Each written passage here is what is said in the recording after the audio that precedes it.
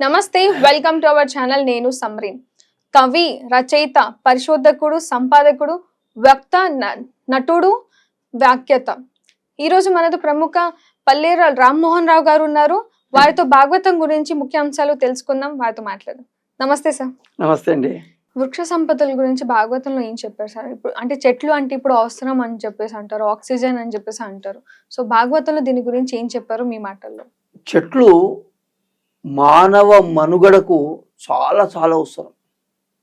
ఎందుకు అవసరం అని మనం ప్రశ్నించుకుంటే, చెట్లు లేని సమాజాన్ని మనం ఊహించలేం. వాస్తవంగా అంత అనుబంధం ఉంది. ఏమిటి అనుబంధం అంటే, మనకన్నా ముందు పుట్టిన చెట్లే. ఇది అంటే మనం అంటున్నా కాదు, వేదం చెప్పిన మాట. ఈ సృష్టి ఎట్లా జరిగింది? సృష్టి అంటే ఆకాశాద్వాయు వాయోరగ్ని అగ్నేరాపః ఆపః పృథివీ పృథివీ ఓషధయః ఓషధీభ్యో అన్నం అన్నాత్ పురుషః. మొట్టమొదలు ఆకాశం, తర్వాత దాని నుంచి వాయువు, తర్వాత దాని నుంచి అగ్ని, దాని నుంచి నీరు, దాని నుంచి భూమి, దాని నుంచి ఓషధులు అంటే చెట్లు ఇవన్నీ కూడా ఇవి. దాని తర్వాత ప్రాణులు పుట్టినాయి. కనుక ఇంత వ్యవస్థ ఉంది. ఇప్పుడు ఒకదానికొకటి ఆధారం, ఒకదానికొకటి ఆధారం. అట్లా ఆలోచించినప్పుడు ప్రాణులకు ఆధారం ఏమిటి అంటే చెట్లే. ఎందుకు చెట్లు అంటే, మనము పుట్టినప్పటి నుంచి మీరు గమనించండి, చచ్చే వరకు మనకు చెట్టు లేకుంటే మన ఒక క్షణం గడవదు. మనకు పుట్టిన శిశువును తొట్లలో వేస్తాం. తొట్ల అన్నప్పుడు మళ్ళీ అది చెట్టుతో తయారైంది. వెనకడికి నడచడానికి బండి ఉంటుండే, పిల్లలు నడక ప్రారంభం చేయడానికి, సాధన చేయడానికి. అదే తర్వాత ముసలి వాళ్లకు చేతిలో కట్టెనే ఉంటుంది. చివరికి ఏది లేదు, చనిపోతాడు. అతన్ని పరలోకానికి పంపడం కొరకు, శరీరం కాల్చడం కొరకు పేర్చే స్థితి కూడా చెట్టే, మరి కట్టెనే. ఇట్లా పుట్టుక నుంచి సాగు వరకు మన వెనుక మనకు తోడుండేది ఏమిటయ్యా అంటే చెట్టు. ఏదో ఒక రూపంలో. ఇప్పుడు చెట్టు నుంచి మనం కలప, కాగితాలు ఇవన్నీ తయారవుతున్నాయి అంటున్నాం. తర్వాత చెట్టు నుంచి, సరే మనకు అందరూ తెలిసింది ఆక్సిజన్. చెట్లు లేకుంటే గాలే ఉండదు అసలు. దాంట్లో కొన్ని చెట్ల వల్ల ఇంకా ఎక్కువ ఆక్సిజన్ విడుదల చేసే చెట్లు ఉన్నాయి.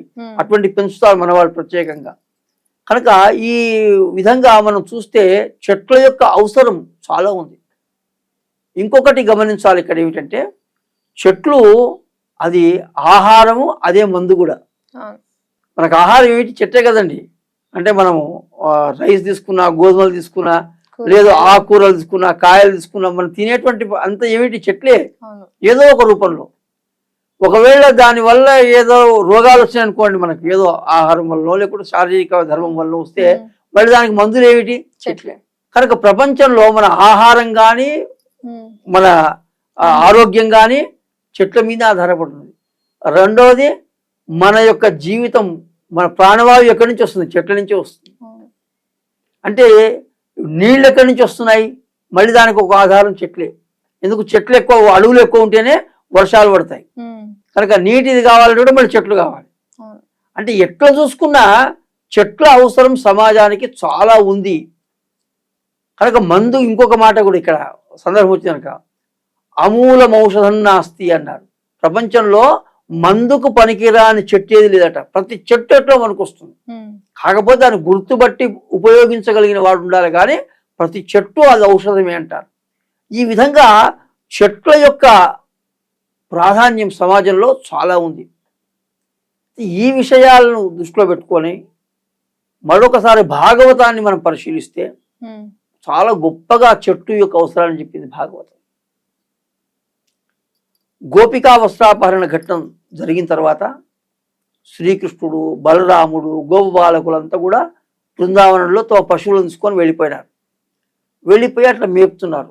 దానికి దూరంగా అట్లా తీసుకుపోయి అవన్నీ మేస్తున్నాయి. చాలా ఎండగా ఉంది, చాలా ఇబ్బందిగా ఉంది.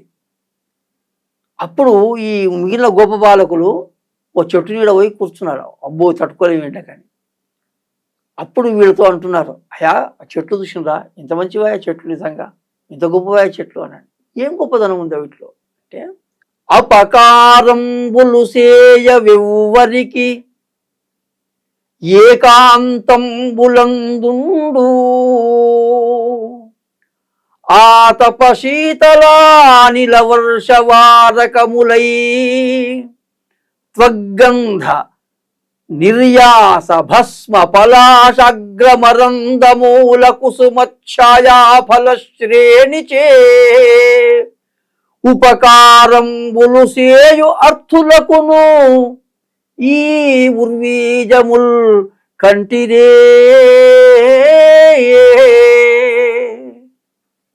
వాళ్ళు అంటున్నారు ఈ ఉర్వీజములు అంటే చెట్లు. ఈ చెట్లను చూడండి ఎంత బాగున్నాయి అంటే ఏమి దాంట్లో గొప్పదనం చెట్టులో అంటే ఇది నేర్చుకోవాలి సమాజం. వాళ్ళ చెట్టు నుంచి మనం నేర్చుకోవాలి. కరుణశ్రీ గారు అంటారు తరువులే గురువులు అంటారు. చెట్లు కూడా మన గురువులే. ఎందుకంటే చెట్ల నుంచి కూడా మనం చాలా నేర్చుకోవాలి. అవి మనకు పాఠాలు చెప్పవు, అవి జీవితం ద్వారా మనం నేర్చుకోవాలి. ఏం చేస్తున్నాయట? అపకారంబులు సేయవెవ్వరికి. ఎవరికైనా అపకారం చేస్తాయా? అవి ఎవ్వరికి చేయవు. ఇంకా అంతో ఇంతో మనమే అపకారం చేస్తాం. మన వాళ్ళకే మనం చేస్తాం, పక్క వాళ్ళకి చేస్తాం, ప్రపంచానికి చేస్తాం అపకారం మనం. కానీ చెట్లు ఎవ్వరికి అపకారం చేయవు. అట్లా బతకాలి మనిషి. పైగా ఏకాంతంబులందుండు, ప్రశాంతంగా ఎక్కడో దగ్గర ఉంటాయి. అనవసరంగా ఈ గడబడిలోకి వెళ్ళిపోయి అవసరం లేదు.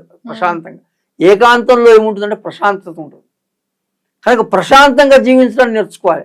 ఇవాళ అలజడి, మన మనసులో అలజడి, ఎవరికి టైం లేదు చూడండి, ఎవరికి నిలకడ లేదు, పరిగెత్తుతున్నారు. ఎందుకంటే తెలియదు. ఎవరి మనసులో ప్రశాంతత లేదు. ఇవాళ టెన్షన్ దాని నుంచి రోగాలు వస్తున్నాయి. కనుక ప్రశాంతత నేర్చుకోవాలి. దేని నుంచి? చెట్టు నుంచి. ఎట్లా అంటే ఏకాంతంగా ఉండు, వీలైనంత ఏకాంతంగా ఉండు. దానివల్ల మనసు ప్రశాంతంగా ఉంటుంది. పైగా ఇవి ఏం చేస్తాయి? ఆతప శీతవాతలానిల వర్షవారకములై. చెట్లు వేడి గాలి నుంచి కాపాడతాయి. ఎట్లా కాపాడతాయి అంటే వేడి గాలి వస్తున్నప్పుడు చెట్ల దగ్గరకు వచ్చాక చల్లబడుతుంది. కనుక చెట్ల కింద ఎండకి ఏం చేస్తాం? మనము పోయి చెట్ల కింద కూర్చుంటాం, చల్లగా ఉంటుంది, హాయిగా ఏసీలు లట్టుకుంటుంది. కనుక వేడి గాలి నుంచి కాపాడతాయి, చల్లటి గాలి నుంచి కూడా కాపాడతాయి. పైగా వర్షవారకములై, వర్షం నుంచి కూడా కాపాడతాయి గొడుగులాగా. అంతేకాదు బాగా వర్షం వస్తున్నప్పుడు సాధారణంగా పల్లెల్లో చూస్తుంటాం ఈ పరిస్థితి. వెళ్ళి అమాన్ చెట్ల కింద కూర్పుతారు వాళ్ళు. పోతే ఎంత వృష్టి పైన పడుతున్నా వీడు హాయిగా ఉంటాడు అన్నట్టు. లేదు చెట్టు త్వరలో పోయి కూర్చుంటారు కొంతమంది. ఇప్పుడు అట్లా ఇప్పుడు అంత పెద్ద చెట్లు ఉంటే ఆ చెట్టు త్వరలో పోయి కూర్చుంటే చాలా సేఫ్టీ, హాయిగా. కనుక వర్షాన్ని నుంచి మనం కాపాడతాయి, వేడి గాలి నుంచి కాపాడతాయి, చల్లగాలి నుంచి కాపాడతాయి. పైగా చెట్టులో ఆమూలాగ్రం ప్రతిదీ పనికొచ్చేది. అది చెప్తున్నాడు భాగవతం. చాలా గొప్పగా విశ్లేషించింది చెట్టు గురించి. ఇంత గొప్ప వ్యాఖ్యానం ఇంకెక్కడ మనకు కనిపించదు. ఏమిటట అంటే చెట్టులో ప్రతి భాగం ఉపయోగపడేది అన్నాడు. ఏమిటది? త్వగ్గంధ. త్వక్ అంటే దాని చర్మం అంటే బెరడు. ఆ బెరడు కూడా మనకు వస్తుంది. మనకి చెట్టు యొక్క బెరడు మందుగా మనకు వస్తుంది, చాలా చెట్ల బెరడు. తర్వాత గంధము అంటే పరిమళం, సువాసన. మల్లెపూలు ఉంటాయి, మల్లె చెట్లు ఉంటుంది, హాయిగా అక్కడ వెళ్ళగానే ఒక ప్రశాంతత, ఎంత బాగుంది అంటాం మనం. కనుక మంచి పరిమళం వస్తుంది. తర్వాత నిర్యాస, జిగురు. ఇప్పుడు తుమ్మ చెట్లు లాంటివి ఉంటాయి, దానికి జిగురు ఉంటుంది, ఆ జిగురు కూడా మనకు వస్తుంది. జిగురు కూడా ఔషధంగా కూడా మనకు వస్తుంది. భస్మ, కొన్ని చెట్ల ఆకులు మారేడు లాంటివి ఉంటాయి, అవి భస్మం చేసేస్తారు దానివల్ల. పలాశాగ్ర, చివురులు మనకు వస్తాయి, దాని తేనె మనకు వస్తుంది. తర్వాత దాని వేర్లు, చెట్టు వేర్లు కూడా మందులకు వాడతాం మనం. ఇప్పుడు కొన్ని వటవేళ్ళని ఉంటాయి, ఎండాకాలంలో ఆ వటవేళ్ళు తెచ్చి కట్టి కుండలో వేస్తారు. మంచి సువాసన, చలువ, ఆరోగ్యానికి హాయిగా ఉంటుంది ఆ నీళ్లు తాగుతుంటే. కనుక వేళ్ళు వనుకొస్తాయి. అదేవిధంగా పువ్వులు వనుకొస్తాయి, అదేవిధంగా నీడ వనుకొస్తుంది, పళ్ళు వనుకొస్తాయి. కనుక ఇన్ని రకాలుగా చెట్లు ఉపకారంబులు సేయు అర్థులకును. అడిగే వాళ్ళు ఎవరుంటే వాళ్ళకి ఉపకారం చేస్తూనే పోతుంది. పళ్ళు ఇస్తుంది, ఆకులు ఇస్తుంది, నీడనిస్తుంది, వర్షం ఆపుతుంది, ఇన్ని రకాలుగా చేస్తుంది. కనుక ఇటువంటి చెట్లు ఎంత గొప్పవయ్యా, ఎంత గొప్పవయ్యా, దాని నుంచి నేర్చుకోవాలి కదా. చూసిందా అన్నాడు. ఎందుకు చూసిందా అని అంటే మనం కూడా వాటి వైపు కొంత దృష్టి పెట్టాలి. చూపంటే చూడడం కాదు, దృష్టి పెట్టాలి. చెట్ల వల్ల ఇన్ని లాభాలు ఉన్నాయి అనేటువంటి భావన ప్రతి హృదయంలో వస్తే మనం మొక్కలను పెంచుతాం, మనం వృక్షాలను పెంచుతాం, దానివల్ల సమాజానికి ఎంతో ఉపయోగకరం. అందుకే ప్రభుత్వాలు కూడా మొక్కలు నాటే కార్యక్రమాలు చేపడుతున్నాయి ప్రభుత్వాలు. ఎందుకంటే ఇవి చాలా అవసరం సమాజానికి వాళ్ళ. లేకుంటే ఏమైతుంది, కరువు కాటకాలు వచ్చేస్తాయి, చాలా ఇబ్బందులు వచ్చేస్తాయి.